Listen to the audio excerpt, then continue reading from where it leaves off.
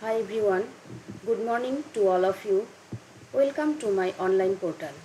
This is Dr.JAYEETA, Assistant Professor in Philosophy at Gangarampur College from West Bengal. I wish to deliver my e-content video on the topic of Vedanta philosophy under the guidance by Director Professor Namrata Sharma and course coordinators Dr. Surendra Kumar Malviya, Dr. Nisa Banu Siddiqui, Dr. Wasim Khan, Dr. Sani Raikar, and all of the team members of UGC-HRDC DAVV INDORE. Now I discuss our course content. My course content I divided into 4 topics. Number 1 is Introduction to Vedanta Philosophy. Number 2, 6 concepts of Upanishad. Number 3, branches of Vedanta philosophy. And topic number 4 is summary and life and works of Adi Shankaracharya. Then I discuss what is the learning outcomes. What we will learn? We learn Vedanta philosophy, 6 school of Indian philosophy, what is Brahmana and what is Atma, branches of Vedanta philosophy, Adi Shankaracharya, his life and works. And the main aim of Vedanta education, the ultimate aim is emancipation, and the immediate or helping aim is physical development and physical purification, moral and character development, mental and intellectual development, and lastly the spiritual development. Now, what is Vedanta? The word Vedanta is formed by 2 words. Veda means complete knowledge and Anta means end. So the meaning of the Vedanta is the end or conclusion of all the knowledge or end of the Vedas. This philosophy also called Brahma Mimamsa and Uttar Mimamsa. This philosophy founded by Maharishi Badarayana. And Upanishad, the portion portion of Vedas called Upanishad, which is also called Vedanta. What is Upanishad? Upanishad is a Sanskrit word. Upa means by and Nishad means sit down. Student sitting down near the teachers receiving spiritual knowledge. Upanishad mainly deals with ontology branch of philosophy. It explains many questions. Who am I? Why am I? Etc. Now our next is, what is Vedanta philosophy? Vedanta philosophy is from one of the 6 Indian philosophy, which is called Orthodox philosophy. Now some others orthodox philosophy, there are Shankha philosophy, Yoga philosophy, Nyaya philosophy, Vaisheshika philosophy and Mimamsa philosophy. Now I discuss the 6 primary concepts in the Upanishad. 6 primary concepts, those are Brahmana, Atma, Avidya, Karma, Samsara and Moksha. Now what is Brahmana? Brahmana is the fundamental principle of the universe. Brahmana is the reality in all and all things are in Brahmana. Brahmana is the state of non-duality. Brahmana is ineffable. Now the Upanishad also referred to Brahmana under various attributes, including those indicative of personhood, knowledge, will and moral goodness. Then next, Atma. Atma is a true self. The Upanishads teach the existence of a true self called Atma. Atma is distinguished from the individual personality or ego formed through attachments to sense objects. The true self of each person is not identical with the body or a person's mind as conditioned by sense experience. All these points are very important in your exam. I suggest you to just write it down on your notebook.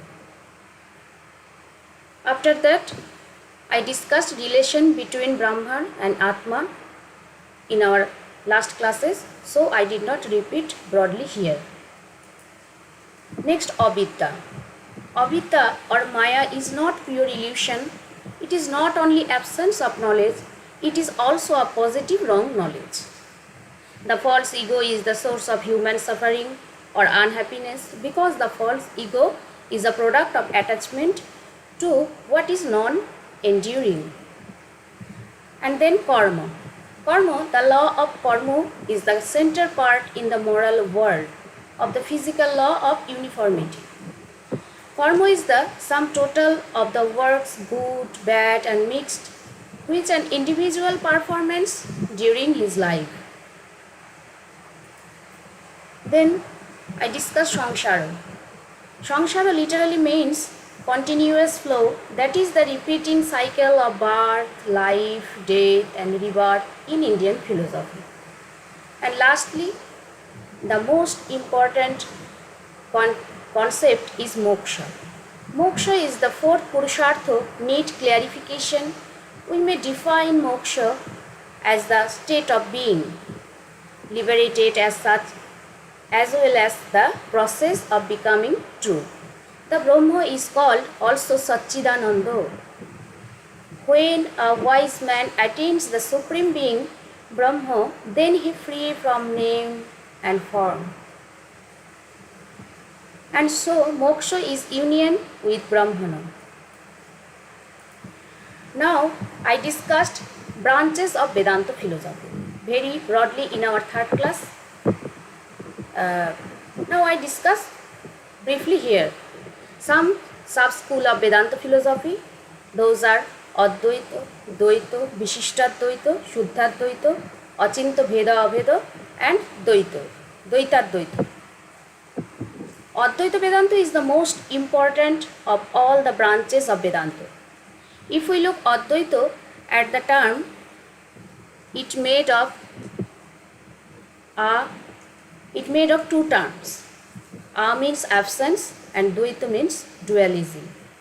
So Advaita called the absence of dualism. It was given by Adi Shankaracharya. It believes in non-dualism and monism. It says that Atmana and Brahma, God, are eternal. Advaita Vedanta, this philosophy also emphasizes the phenomenal world is just illusionary appearance and only one reality is exist, that is Brahmana. Then Dvaita Vedanta. Dvaita means duality in Sanskrit. This school believes that God or Supreme Soul and the individual souls, Jivatma, exist are independently. Then Vishishtadvaita. Vishishtadvaita, Advaita with uniqueness. And Sri Ramanujacharya is proponent of his Hindu school of philosophy. Then Shuddhadvaita, it is pure non-dualism. This philosophy is propounded by Vallabhacharya. In this philosophy, the worshipped God is Lord Krishna. And Achinta Bheda Bheda. In Sanskrit, Achinta means inconceivable and Bheda means difference. So, inconceivable, oneness and difference. And lastly, Dvaitadvaita. This philosophy was proposed by Nimbark. As per this philosophy, Brahmana is the supreme reality and nothing is superior to this. We did not repeat broadly those branches because I discussed our last 3 classes. So you read and follow those classes. Now I discuss the superhuman being Adi Shankaracharya's life and works. Adi Shankaracharya was the first philosopher who consolidated Advaita Vedanta, one of the sub-school of Vedanta. He was born on Kaladi, Kerala. By the age 8, Shankara masters the 4 Vedas. Then he became Sannyasi. Under the guidance of Govindapadacharya. When Shankara meets Govindapadacharya, the great sage asks the boy, "Who are you?" Then Shankara does not mention his name, rather he says, "Nirbano Shatakam." After the end his learning, Shankara meets various religious teachers and defeated them all.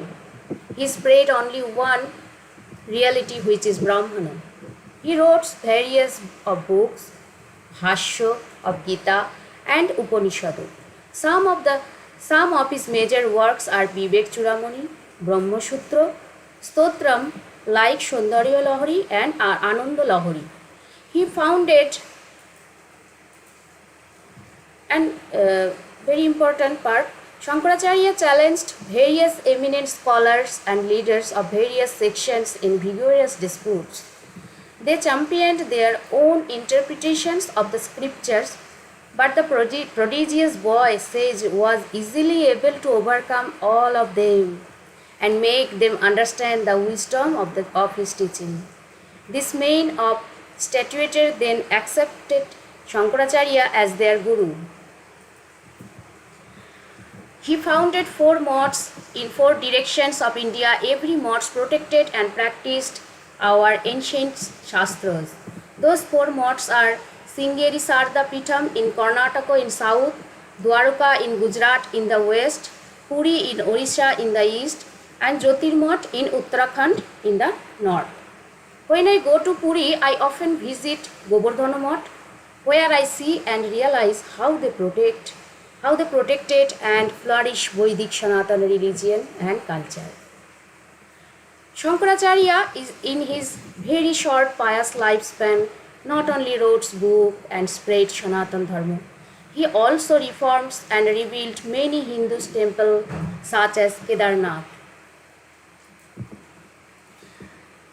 Students, all of you listen carefully. The Vedanta philosophy course is over.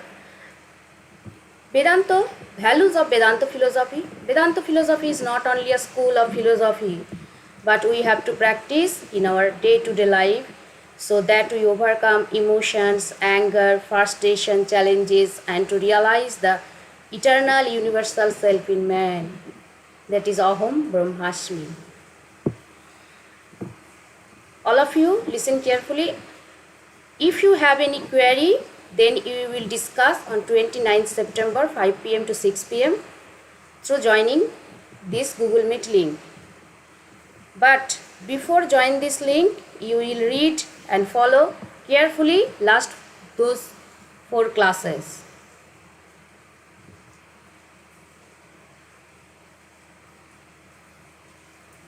These are the references.